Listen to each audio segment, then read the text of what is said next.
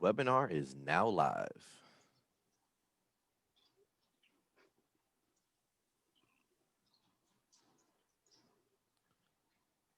All right.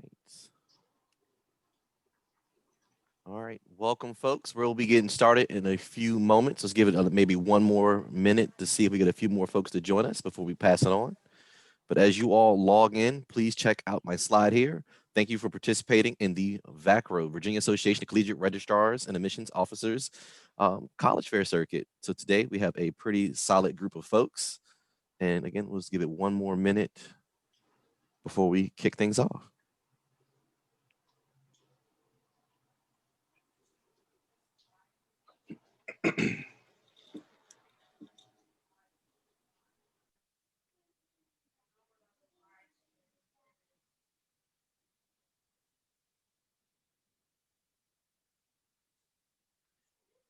All right, welcome folks.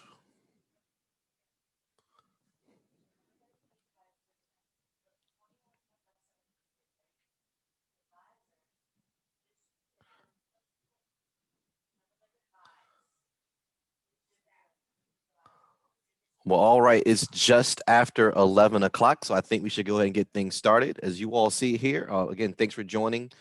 This College Fair Circuit is designed to help provide great outreach to all of the wonderful prospective students in the state of Virginia. Today, we have an excellent organization panel set up for you all. The title of the session is Finding Your Fit as a Minority.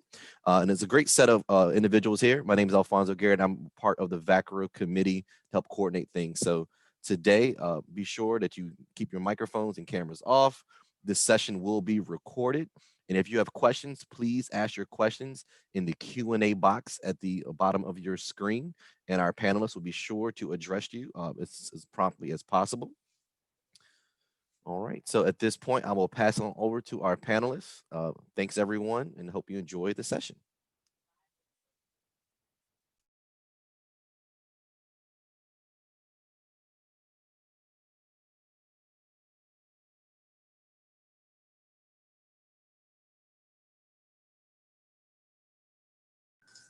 Hi, good morning, everyone. My name is Cheyenne Trawell from Longo University, and we are going to be discussing the overall college search process, specifically for students who may identify as a minority or a non-traditional student, or just a niche population within America. And so this is going to provide some helpful tips to assist you with finding a specific institution that will fit you both academically and socially. So we'll start with some introductions. Again, I'm Cheyenne from Longo University. Good morning, everybody. To Carla Moore from Old Dominion University. Good morning, everyone. My name is Moniette Martin from James Madison University. Good morning. I'm Christine Perrault from St. John's University. Good morning. I'm Luis Portillo from University of Delaware. And good morning, everybody. My name is Jerry Brown. I am from Radford University.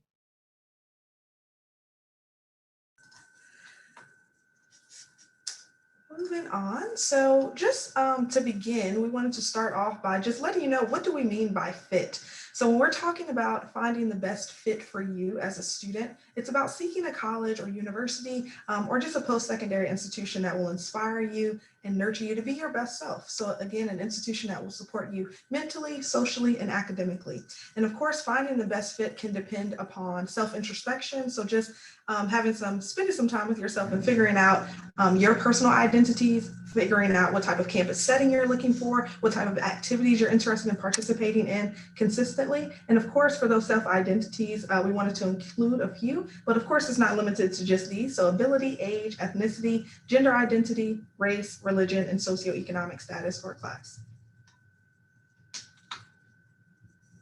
So a few more definitions for us all here. So higher education, again, is a post-secondary institution. So a place where you're going to be going post-high school graduation and completing some education. So that can be a college, a university, or a vocational school. And then, of course, there's many different types of colleges and universities. And diversity for us in the nature of this presentation is going to be talking about the inclusion of different types of people in a group or organization.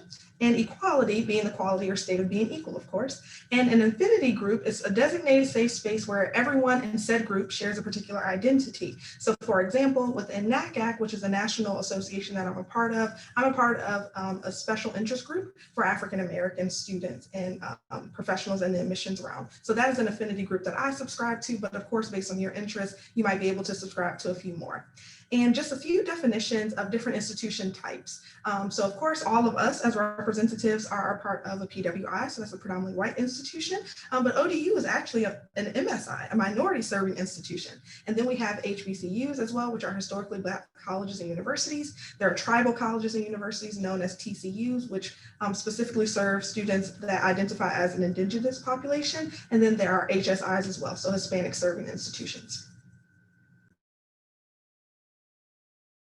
And Cheyenne, just to jump on what you were talking about with the definitions, to make sure that you students understand that because it is an HSI, and if you're an African American student or a Black student and are looking at an HSI, does not mean you shouldn't apply there. That's just something I think there's a misconception about. I can only apply to an HBCU as a minority to be part of a different type of affinity group or something of that nature. So for the students on here, just remember your access to these different types of institutions are vast, and there's no limit to which one you can apply to. So.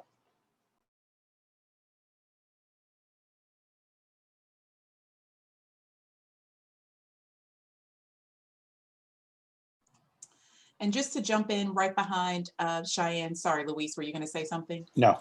Okay, just to jump right in behind Cheyenne, we do want to reiterate during this webinar that the purpose of this is to help you understand not only the different types of institutions, but what are the attributes that you're looking for that can help you identify the best type of institution for you. Often we know that students may just go by name brand recognition. They just may go where they think their family and friends think they should go. They may only be looking at certain types of institutions that have certain things, but they may not understand the differences and how they can identify at these different institutions accordingly. So we do want to bring home the point of how we're serving you. You know, be comfortable with sharing your thoughts. Tell us how you would like to be supported.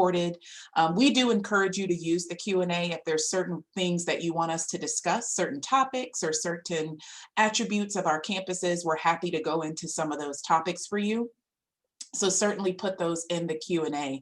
But as Cheyenne was stating, we do have different types of affinity groups on our campuses.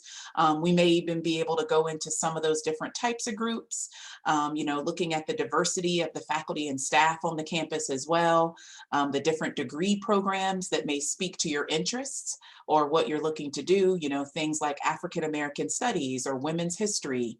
Maybe you're looking for LGBTQ studies and support or a faculty group. So just some different things you could be thinking about. Emotional and mental is of course important, and different activities on your campus as well. And I'll just toss it over to my colleagues if you want to add anything to this in terms of your campuses. Yes, Takarla, I will just follow suit with you and just expand on the fact that, and I appreciate Louise bringing that up, in that while many of us have different organizations and different resources that are available to minority students, we do oftentimes see a lot of overlap with regards to, even if you just even wonder about a different background, or you're looking to diversify your own makeup and your own growth and knowledge. So I think by taking a look at just some of the programs and services that are offered at our different campuses, and particularly paying attention to, you know, how diversified our admission staff is, diversified programs and support services, student activities, and where our organizations are mainly housed of different backgrounds of students, is always a good place to start with regards to taking a look at what we have to offer. And to kind of piggyback on Monette, you know, when we met a couple of days ago, when we were talking about this, we were talking about the diversity and the admissions office, right? And we were talking about how traditionally, when students of different backgrounds come up to me, they're a little bit more comfortable when it comes to asking questions. And I think, you know, we'll talk about this later about what questions you should be asking. But if you're ever at a college fair and there's someone behind the table that doesn't look like you, I highly, highly, highly urge you to still go up to them and ask those tough questions about how that institution can serve you. We talk about cultural awareness, and a lot of us in the higher education world, especially our colleagues that aren't minorities or from different backgrounds, while they may not be completely culturally aware, they are aware of the situation. Part of the training as part of our job is to be aware of what's going on and what our institutions are looking to expand on, to add to make better, right? And so I always I've had a couple parents in my 9 years of admissions that say, well, I didn't know how to ask this of your white counterpart, so I wanted to ask you.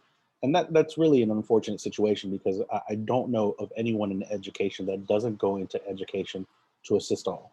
I have yet to run into that person, and I've been in this profession for 9 years. So while you may feel uncomfortable, I promise you they probably feel more uncomfortable. But I'm going to urge you to ask those questions, ask those tough questions of them, because they should be able to respond to your questions. And if not, I promise you they'll probably come back to you and say, hey, I found that answer for you, or hey, reach out to one of my colleagues that can better speak to that, right? So definitely, when you were talking about even diversifying in the admission staff, I think it's important to touch on that as well.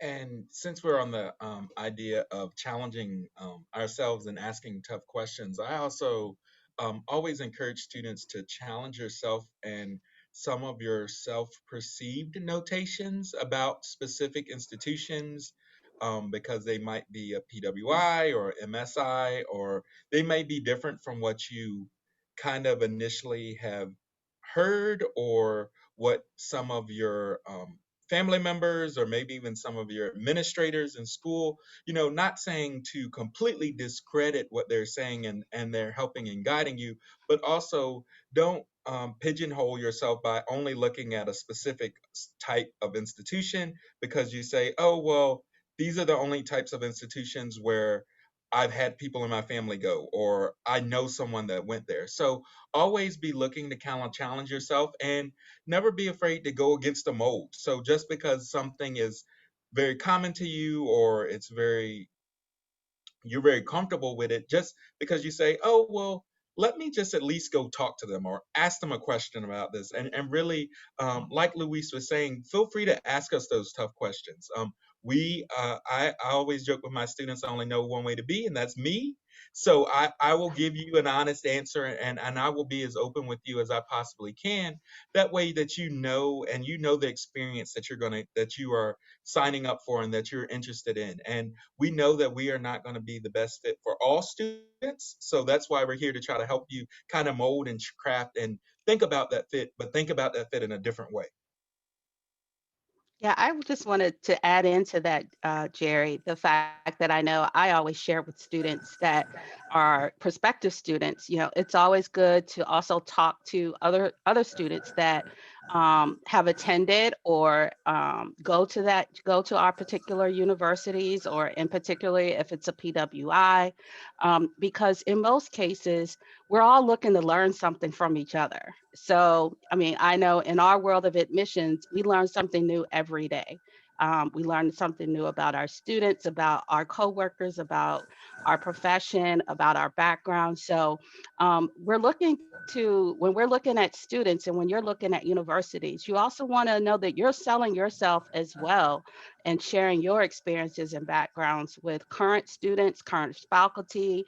You're letting them come into your world as well as them showing and experiencing, exposing you to their world. So it's, higher education and college is all a wealth of just learning and educating and all that goes into that process. So I really challenge students and always tell students that it's not just us that are looking to share our information with you and your experience. We're also looking to learn from you as well, so that we can continue to grow. I think one thing in particular we need to talk about on this slide is the financial support section, right?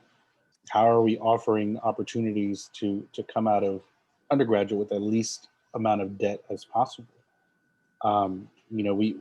We all of us have been in this profession and here, well, I need to go to XYZ school to get XYZ job, right? And whatnot. And they may be admissible to institutions that are very, I guess, selective in their process, right?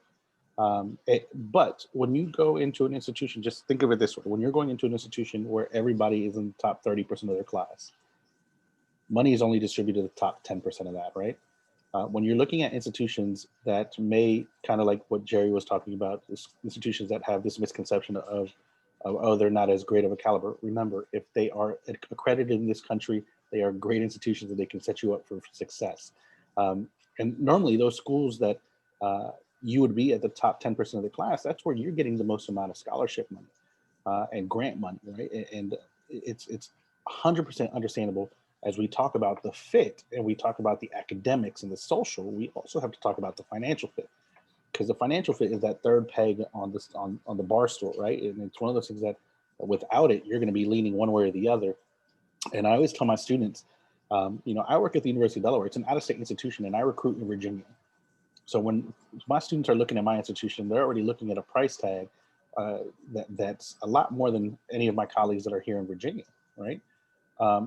But what I'm also reminding them is that we as an institution offer different opportunities through grants, and the fact that we have been around since before the country was established in 1743. So the endowment money that we're able to circulate is different. Are we a PWI? Of course. It's something that I don't harbor on, but I understand that traditionally, historically, we've always been a PWI. So, but financial support, we have implemented programs, and I'm sure every institution on this has implemented programs to assist students, especially from a socioeconomic background, that traditionally wouldn't be able to make it. So even those questions about what type of financial support can you offer me, while it's a tough pill to swallow and it's something proud, we're proud people. And when you have to be proud and when you have to hide that pride, it's like, all right, the vulnerability that you're showing, I promise the students that are listening to this, we're not here to judge, because we have 6 different stories between the 6 of us. And I promise you, if we told you the stories, you'd be like, oh, okay, they're just like me, right? And so I think I want y'all to understand that admissions folks, we are very, very human, okay, and empathetic. And that's part of the training, so. And I am agreeing with Louise. I think it's so important to talk about money, especially with your family early on.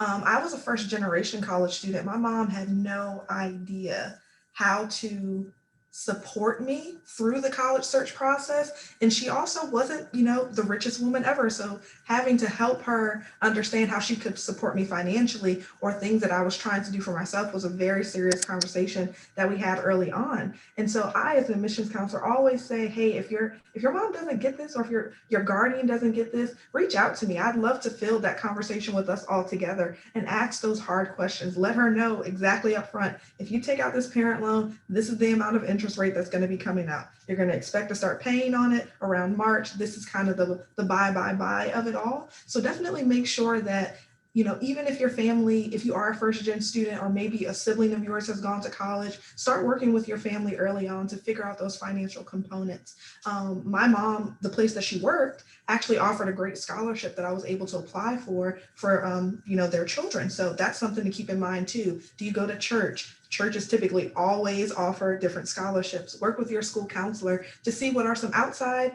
scholarship opportunities, as well as, again, hit us up as your counselor, say, hey, this is exactly what I've talked to my family about. This is what we're going to potentially be able to do. What are you going to be able to do for me? Because we have to win you over. This is a joint thing with us all together, and we have to definitely work together to go over those finances. Another thing to point out in the scope of fit that I think a lot of students forget about is location.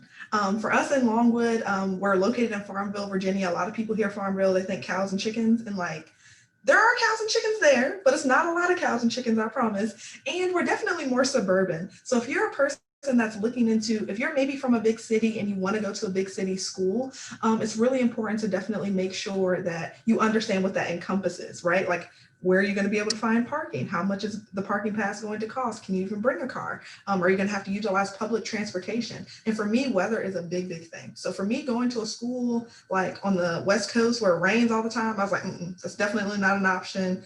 the weather predicts my personality, and if it's always cold and snowing, it's not going to be for me. So keep all of these things in mind, because this is a place that you're going to be committing 4 years of your life to. So make sure that you're going to love it, and you're going to also love the community and the city that you're a part of as well. And I'm not sure if there are any other colleagues that want to add on to that.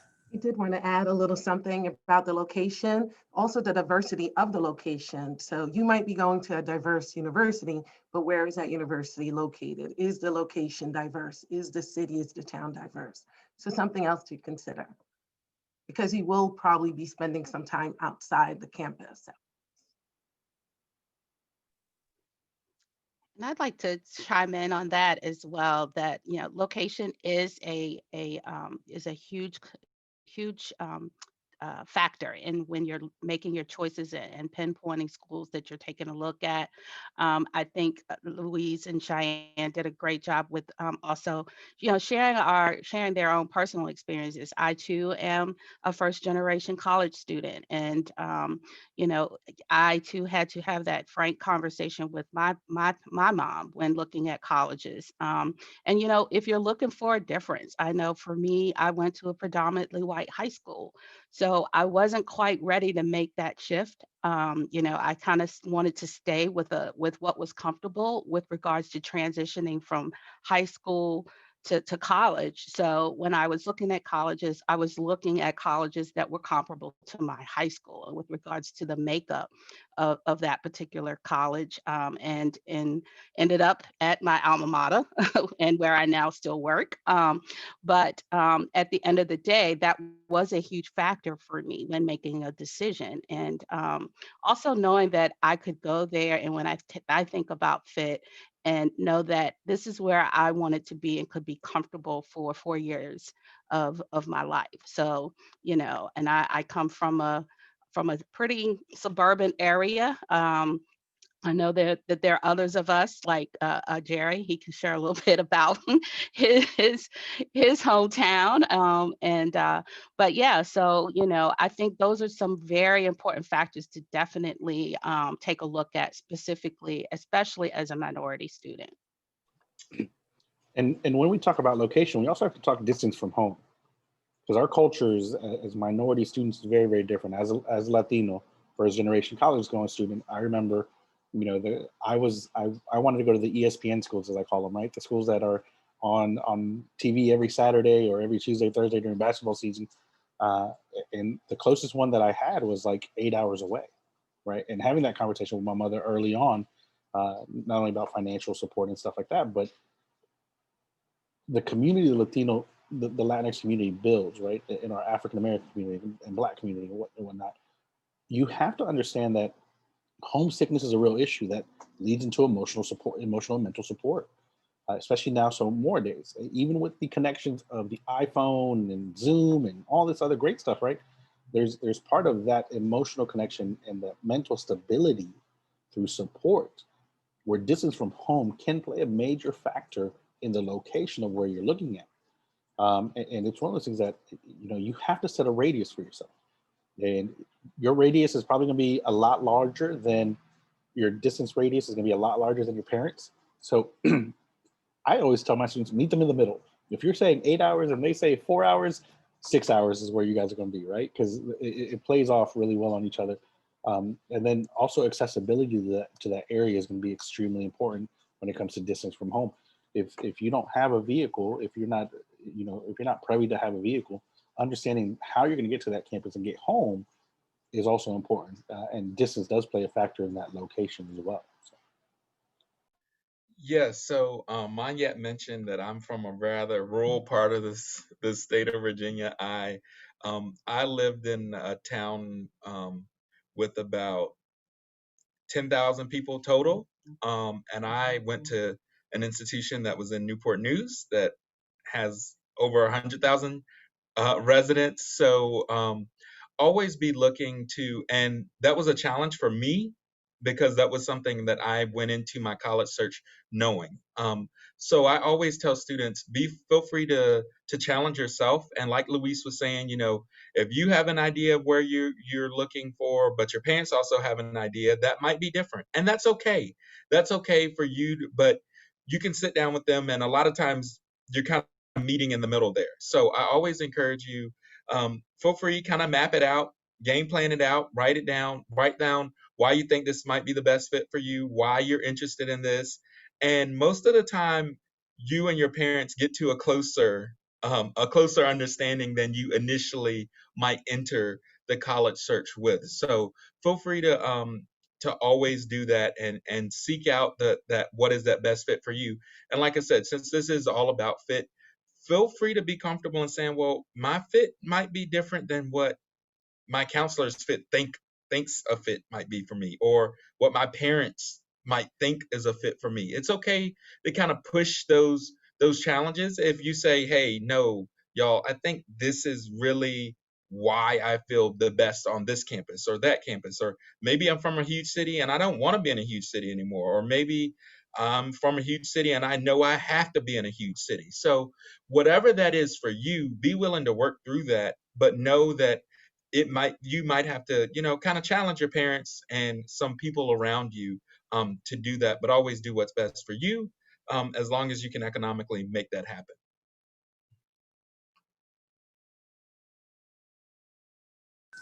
So Carla, did you have something to add? I saw that you unmuted.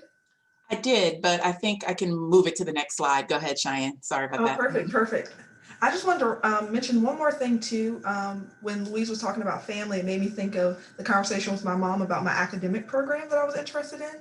I mean, as counselors, we always hear from parents, I'm paying for the education, so they're going to major in what I want them to major in. And the truth is, having that conversation again with your parents early on about what you're maybe interested in, or if you're an undeclared student, making sure that you're picking an institution that offers all of the academic programs that you're interested in. That way, when you do declare your major, you don't have to worry about transferring. I think it's really important as well. So keep that in mind too when thinking about fit. Is my family going to be comfortable with me majoring this? And how am I going to navigate that if they say they're not going to assist me with covering a portion of my tuition or assisting me with taking out a loan for me as well? So keep those. We're going to move on to the next slide, which is certain things that we really would like for you to ask us when you're asking about diversity on our campus. And I know Carla said she had something to add here, so I'll let her take it over. So I was just going to jump in on just piggybacking on what Jerry and Luis and Christine were saying about just the fit and the location and all of those good things. And this ties right back into where it says, how does your college or university define itself? And I think it is important to look at the culture of the university and look at the location. Nowadays, we're in a different time. So, maybe 15 or 20 or 10 years ago, even, it may have been a little bit more open or comfortable for you to maybe explore somewhere that's not as diverse. But I understand now if you want to stick to something that some people want the comfortability, they may want to be in the Tri-City area. They may want to be where people look like them. They may want to be in the metropolitan areas. And I get it. I'm a big component for that because those areas may represent what the world looks like. And that may be on the forefront of what some families are looking for, just in the comfort during these times. So I think it is important to just think about how that college or university defines diversity. Does it represent the actual world? At ODU, I use that tagline. We literally represent the world. There's no more military than here. We have Hispanic and Latino populations here. We have African Americans here. We have people from India and Japan and Greece. And, it looks like the world. So when you walk out into a workplace or you walk out into, your conference or whatnot, you're going to be looking at a campus that looks like the world. But you have to be careful because sometimes you have to distinguish. Some campuses, it may not look like the world immediately. You may have to get there. You're going to have to work with it. You're going to have to, maybe sit in some classrooms where people don't look like you or where the faculty don't look like you, and then prepare yourself to enter the world after. So you really have to decide where you want to dance the line there. Do you want it to be comfy and cozy the entire time? Or are you open to maybe experiencing something different that will prepare you for that challenge after the fact? So I think that is important to just ask, how does that campus actually define itself? What are the actual attributes that are going to help you and your family decide if it's a fit for you?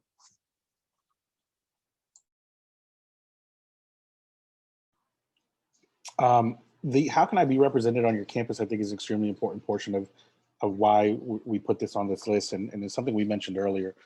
My alma mater, when I got there, I mentioned that I was like one of 56 Latinos that were on campus, right? And part of what Cheyenne said earlier about self, reflection and who you are as a student and what you're comfortable as, right? You also have to figure out what representation is already on your campus, and if you're comfortable being the trailblazer, as I like to call it. Are you comfortable being the one that's setting up future generations that are coming to your campus? It's one of those things that if you're not comfortable with it, that's completely fine. You can still find an institution that has already established, strength in numbers and culture, and already very accustomed to what you're used to, right? But we need to, as minorities, serve as leaders on our own institutions, regardless of where we decide to go. And finding the institution that's going to represent you, either as that first leader in that affinity group, right, or the 15th leader in that affinity group. Those are questions you need to ask yourself and what you're comfortable with. I'm proud to say that my alma mater now has over 500 enrolled Latinx and Hispanic students from the time that I graduated in 2010. So even in 10 years, the increase is showing you, and I'm not saying that I had everything to do with it, but I'm going to say I was a trailblazer at Radford University when I got there. So I'm excited for that. So. And I'll talk about what are the 2 institutional goals or strategic plans of the university or college that you're planning on applying or attending. I know at St. John's, we're extremely diverse. 42% of our students are white. So more than 50% of our students are not white, but our faculty does not represent that. So I know that is something that the university is working on. And so that is a strategic plan. So I guess what I'm saying, not everything with us, even though we are as diverse as we are, there's still some issues that happen. And I don't want, I usually tell students, don't expect, yes, you'll see students that look like you, but there is still a work in progress. That's Yeah, the saying, Christine That's a says, good point. Yeah. Oh, I'm sorry, Louise. I was just going to say, Rome wasn't built in a day, and she's completely right. Our Right. institutions, all of ours, are still working to be better, right? Progress, not perfection. Go ahead, Manya. Yeah, I was just going to kind of echo that and just state that, don't let the numbers also shy you away from taking a look or, delving deeper into our universities, because, numbers are only as far as what you really see. But when you do actually engage with many of our campuses, I think the neat thing is that you find your pocket, you find your niche, you find where you're looking to grow. I think Louise brought that up and is very on point with that. In that, and again, I circle back to, you have something to offer our institutions. So you, in essence, also come to our institution um, and are helping us grow. So you're challenging us to create and to fix those areas and strive to make our universities better. So I know, for example, with JMU, our numbers tend to, for non-white students, it hovers around 20%. However, when you break that out, the numbers do look rather low. However, there are pockets and there are initiatives that are in place to strategically over time. But again, Rome was not built in a day. So you could be one of those students that could come to our university and be a part of that change that we're looking to impact on not only our university, our community, but the world and society as a whole. And I think it is important, on the topic of those institutional goals, like you really just want to see, where is your tuition dollars going? Are you seeing new buildings? Are you seeing new programs? Are you seeing, extra scholarships? What exactly is happening where you feel like, okay, I can see the strides this university is making to support me and to support my goals?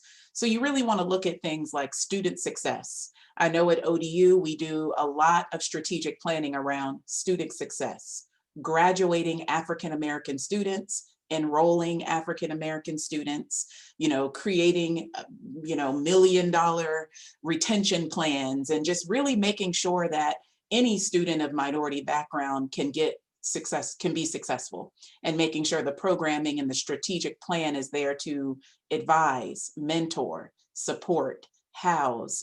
There's just so many little niche things that your student support center has to really focus on if you're really going to boost the quality of life. And just looking at, that's another strategic goal, quality of life. What's happening on task force? Are there lectures? Are there programming? So there's just so many things I think institutions can be doing or should be doing, where if a family or a student or a parent are to ask, you can be able to say, hey, look at this initiative that our university is doing. So those are the kind of things you really want to look at. And I want to add to that and add to a comment also Monette made, that is, don't students don't just get caught up in the numbers. So don't just look at a number and say, oh, it looks like they have a lot of students that look like me. Oh, this school looks like they have a lot of students that might not look like me. I encourage you, and I think someone mentioned it earlier, to ask the students on campus. If you're able to get a visit on campus, or maybe from your high school, it's more than likely you've had at least one former student from your high school that is a little older than you that is probably at one of those institutions. Ask them how they feel on campus.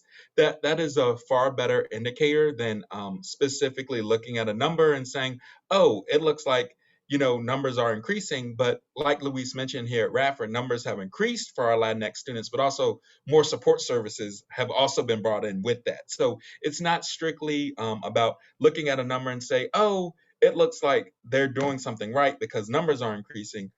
Actually dive a little deeper in that and say, oh, well, what are they doing right? Or, oh, are they trying to make these particular strides? Don't get, I know, especially in today's times, it's very easy to say, oh, I'm going to look on the website and I'm going to get a number. And a lot of people like to make inferences from that, but that is not a true, that might not be a true indicator of the support services and the types of things that are happening on campus for you. And I just wanted to add in reference to accessibility, in reference to two institutional goals that are on our campus, are supporting students. We have a specific office that is pretty much just designated with helping us all as an institution make sure that we are accessible as possible in reference to students that might have like physical challenges. So for us, we created a great checklist, which we utilize all the time in admissions for our events, as well as other student organizations also utilize this checklist to just make sure that your event is going to be as welcoming and as safe and accessible for all students on campus. So I was working with a student before that had like a physical challenge. And so we were able to work together with housing to make sure that they had a first level room so they don't have to worry about getting up and down stairs, on elevators, things like that. But I was also able to show the family specifically saying, hey, this is a checklist that every single major event on campus has to check off and make sure that students are going to be able to access this, participate freely and comfortably, even if they do have some physical challenges or even other challenges that you can't see with your own eyes. Maybe you have a hearing challenge and it's hard for you to participate in things because of that. Or maybe you are visually impaired and it's hard to participate because of that. So making sure that all of our events, all of our faculty and staff understand that some challenges you can't see, some certain things that you need have to kind of go a little bit further than someone else might think. So that's also, again, another institutional goal. As we've already said, Rome wasn't built in a day. So yes, there still are some things that we have to work on our campus, specifically at Longwood University, but we're definitely championing those challenges and working as hard as we can. And that'll transition us good into our next slide, where we're talking about pretty much our best on-campus resource to go over, ways that you can find support for yourself as a student or a potential student at each of our institutions. And I wanted, I was going to say, you can move on, Cheyenne. I was going to say, I actually put up kind of what Jerry was talking about, diving deeper into what the university offers. So I actually put up the Multicultural Greek Organization and the Congress that we have on campus to kind of get a further look into what Delaware has to offer in those pockets like Monette mentioned.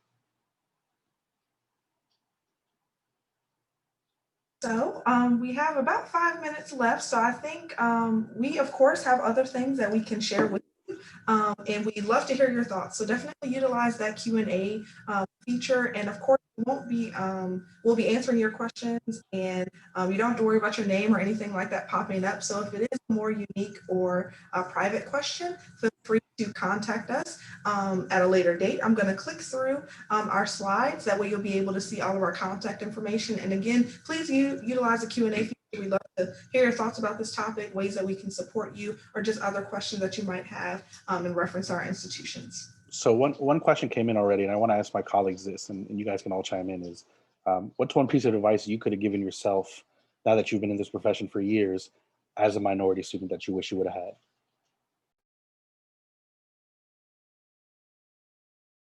I put y'all on the spot. I'm sorry.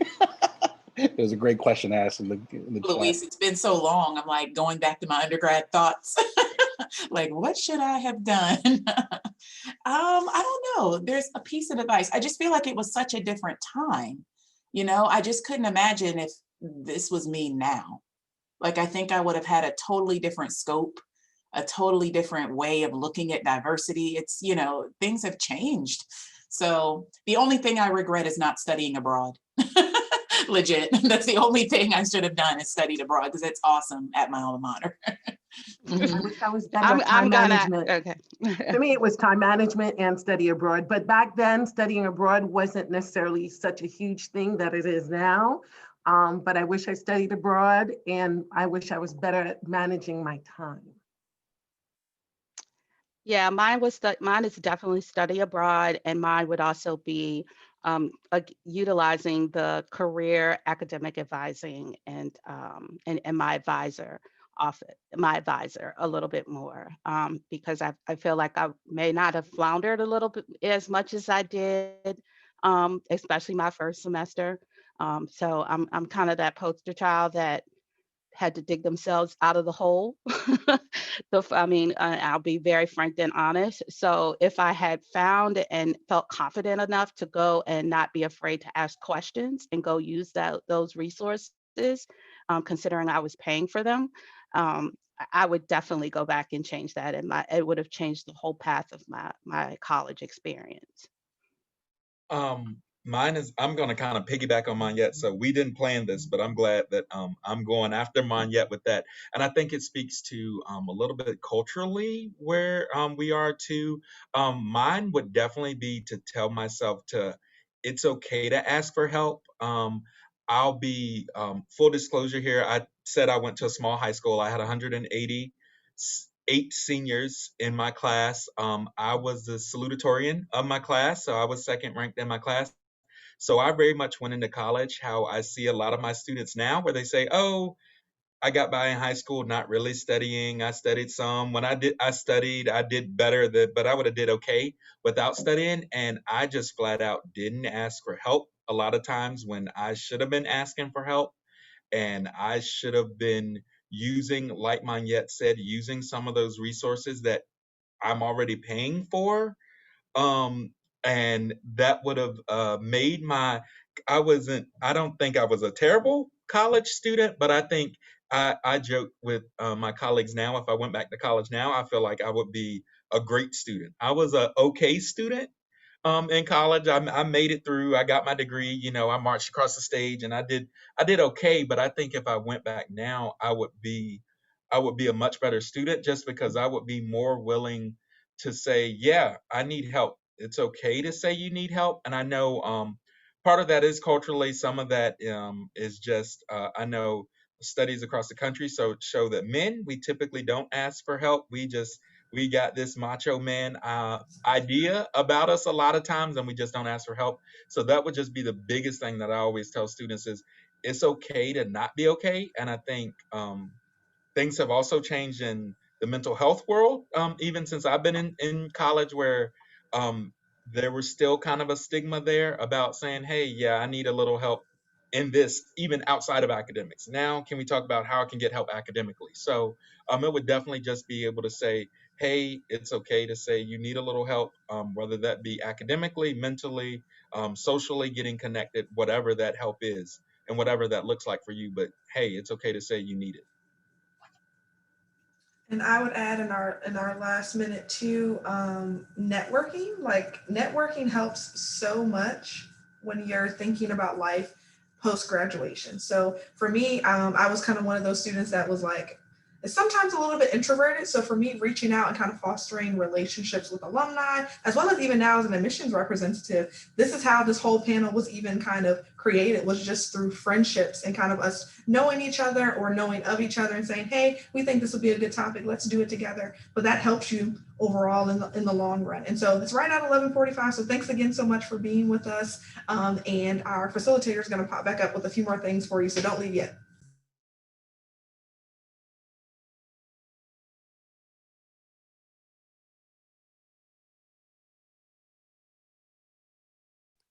Well, all right. That was a great session. I hope everyone enjoyed it. I definitely did. And secret, obviously I work at a different university, but I am an ODU alum. So of course, everything that Carla was saying, I was over here slow clapping in the background. But again, I hope everyone enjoyed it. Uh, Let's see. So I should be showing you a slide now for the end of the survey. So if you have questions, want to follow up, definitely have the presenter's contact information, but you're going to also want to be sure to provide feedback about your experiences today with the StriveScan program. So definitely fill out our survey. They'll be sent out. There's additional sessions still you can join. So definitely feel free to look at other sessions and programs because these representatives met today, but they're doing other programs as well as over 100 other colleges and universities throughout the United States. So thanks everyone for logging in today. Hope it was great. And I hope you all enjoy the rest of your days. Everyone, have a good one.